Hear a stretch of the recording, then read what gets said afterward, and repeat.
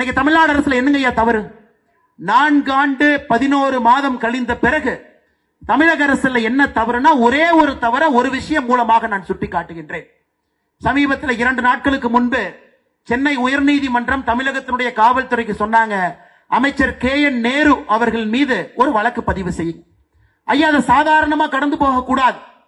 ஒரு அமைச்சர் ஒரு ஊழல் அல்ல, ஒரே துறையில 3 ஊழல் செஞ்சிருக்கிறாங்க. அது இடி அமைப்பு 2025 அக்டோபர்ல டிஜிபிக்கு ஒரு கடிதம் எழுதுறாங்க, டிசம்பர்ல ஒரு கடிதம் எழுதுறாங்க, ஜனவரியில இந்த ஆண்டு ஒரு கடிதம் எழுதுறாங்க. 3 கடிதம், ஒரே துறையில 3 ஊழல். நகர்ப்புற மேம்பாடு மற்றும் குடிநீர் வழங்கல் துறை, அவருடைய முனிசிபல் அட்மினிஸ்ட்ரேஷன், வாட்டர் சப்ளை, அதுல 3 ஊழல் பண்றாருங்க ஐயா. முதல் ஊழல் என்ன பண்றாருங்க ஐயா? ஜூனியர் இன்ஜினியர், அங்க இருக்கக்கூடிய இன்ஜினியருக்கெல்லாம் வேலை கொடுப்பதற்காக 40 to 50 லட்சம் ரூபாய் பணம் வாங்குறாங்க. அது மட்டுமே 888 கோடி ரூபாய் பணம் வாங்கியிருக்கிறாங்க.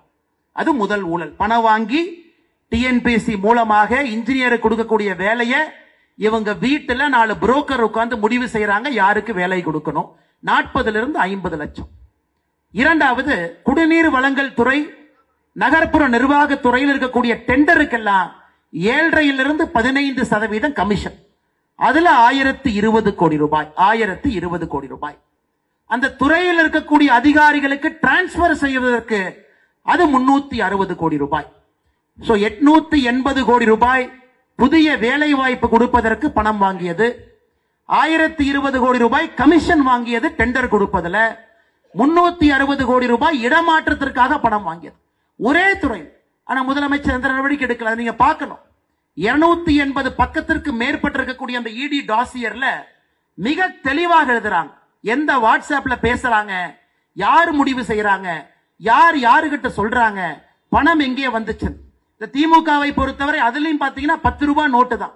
10 ரூபாய் நோட்டினுடைய அந்த 6 லெட்டர் எழுதிட்டா அதை இன்னொரு இடத்துல காட்டினா ஹவாலால பணம் கொடுக்கணும். அந்த அளவுக்கு மிகப்பெரிய ஊழல் சாம்ராஜ்யம் நடத்திட்டு எதுவுமே தெரியாம மத்திய அரசு எங்களை வாட்டி வதைப்பதற்காக ஈடிய வச்சு பயமுறுத்துறாங்க. மத்திய அரசு எங்களை அடிபணிய வைப்பதற்காக ஈடிய வச்சு பயமுறுத்துறாங்க. இவ்வளவு ஊழல் செய்துவிட்டு கொஞ்சம் கூட கூசாம பொதுவெளியில முதலமைச்சர் வருவதற்கே வெக்கப்பட வேண்டும். அதுல இடி சொல்றாங்க, இந்த பணம் வாங்கியதெல்லாம் முதலமைச்சர் வரை சம்பந்தம் இருக்கிறது.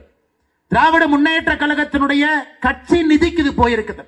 அந்த அளவுக்கு நேரடியாக குற்றச்சாட்டு வைத்து 5 மாத காலமாக எஃப்ஐஆர் போடாம நேற்று முன்தினம் சென்னை உயர்நீதிமன்றம் சொல்றாங்க, இது மாபெரும் தவறு, உடனடியாக எஃப்ஐஆர் போடுங்க.